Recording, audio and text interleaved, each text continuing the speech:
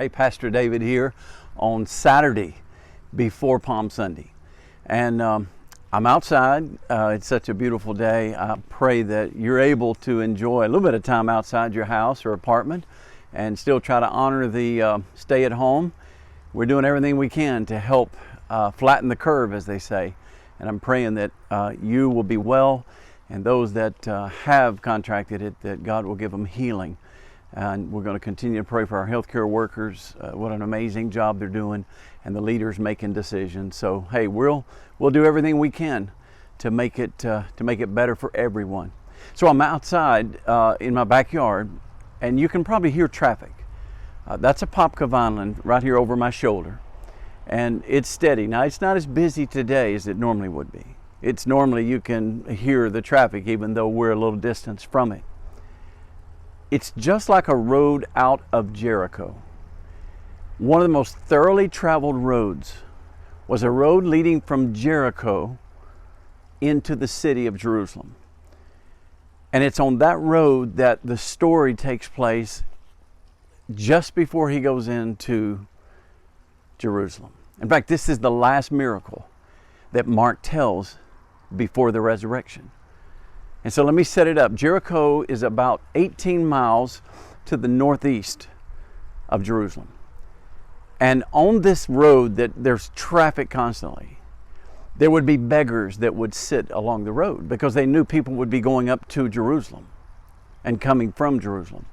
And one was there that day when Jesus passed through on his way to Jerusalem. His name was Bartimaeus.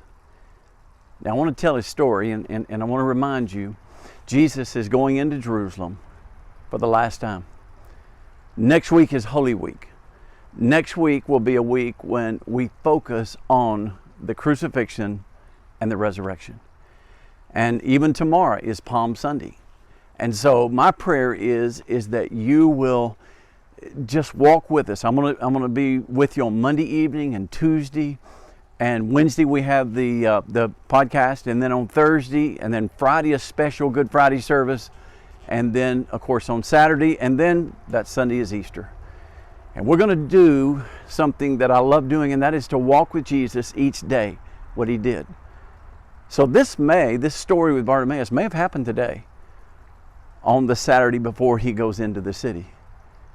Here's the story. Bartimaeus is on the side of the road. He's crying out, "Son of David, Lord, have mercy on me. Son of David, have mercy on me." Now this is in Mark's Gospel. It's in chapter 10, verse 46 and following. What's interesting is that he's desperate. He's doing what every beggar does. Now whether he was born blind or became blind later, some believe he became blind later, it made him more desperate. But he knew where to go. He knew to sit on the side of the road, and people would drop money or drop something on his cloak. And that's how they survived. And here he is, and he hears that Jesus is coming. He begins to cry out, "Son of David, have mercy on me." He's desperate. You know, there's a principle in the Gospels. Every desperate person found Jesus. When you're desperate, you'll find him. And here he was crying out for Jesus. Now the crowd, the scripture says that the crowd rebuked him and told him to be silent. Like, Jesus doesn't have time for you. Be quiet. Maybe it's time to quit listening to the crowd. Maybe it's time we quit letting what others say and think about us. We let it control us too many times. Well, exactly what happened here. He's crying out. They're telling him to be quiet. And all of a sudden, Jesus hears him. And the scripture says Jesus stopped. Again, now imagine that busy road, traffic. Of course, they weren't driving vehicles like are going behind me, but they're busy going back and forth. And all of a sudden, Jesus stopped. Now remember, he's headed to Jerusalem to die. He's headed into Jerusalem for the last time, for the last week of his life. And he stops. You tell me how the King of the universe, the creator of the heavens and the earth, Jesus, God in the flesh, would stop for a blind beggar named Bartimaeus. I'll tell you how he did it. The same way he did it for a 9-year-old boy in a little town called Dardanelle, Arkansas, when I cried out and said, "Jesus, I need you." And he stopped And that night he came in my life and changed my life. He stopped for you. If you've ever called upon him, he stopped for you. What an incredible thought. And so Jesus tells him, tell him to come. And now the crowd changes their tune. They begin to say, hey, cheer up. He's calling for you. Get up. He's calling for you. Now think about that. The crowd saying, cheer up. He's calling for you. You realize that is our message to the world? It's our message during this pandemic. Hey guys, have hope. Jesus is calling you. Jesus wants you to come to him. To me, it's the most incredible opportunity for us to live the gospel, to share the gospel, and to remember that Jesus is calling us. He is not somewhere way off. No, he's standing still and he's asking you to come, and he's asking me to come. What a beautiful, beautiful picture. I just wonder how many of us have been more like the crowd before that. The crowd that said, no, Jesus doesn't want you. How many of us have been in the way of people getting to Jesus? How many churches have been in the way? You know what I pray First Orlando is?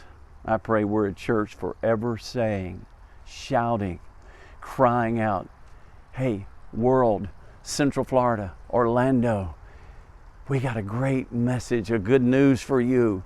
Jesus is calling you. That's why we have missions. That's why we go where we go. It's because Jesus is calling people to himself. Now watch what happens. Bartimaeus goes to him immediately, throws the cloak aside, the cloak that he used to receive alms, threw it aside. And he comes to him. And Jesus asks him a question. What do you want me to do for you? Just like Jesus. Tell me what you want me to do. And this is what he said, Rabbi, I want to recover my sight. And Jesus said, well, then go your way. Your faith has made you well. And the last verse says, and immediately he recovered his sight and he followed him on the way. Now, you know what's cool? In a moment, his world changed. In a moment, in an instant. Jesus said, go your way. You know what Bartimaeus said? I'm going with you. Isn't it cool? He could have gone his own way. He could have gone wherever he wanted. Jesus said, go your way. But Bartimaeus got up and followed the one who changed his life. Did you know of all the healing miracles in the Gospel of Mark? Actually, in any of the Gospels, we don't know the names of any of them except one, Bartimaeus. We even know the name of his father, Timaeus. Why do you think that is? There are many who believe he became a leader in the church. There are many who believe he followed Jesus into Jerusalem and became one of those faithful ones at the very end. Now, I don't know. We can't substantiate that. I just know this. When Jesus changes their life, there's only one place to go, and that's to follow him. So in this season, let me give you some encouragement. In spite of the virus, in spite of it all, hey, Jesus is calling us. Let's follow. Let's go. And let's take as many with us as we can. May the Lord bless you. Have a wonderful Palm Sunday.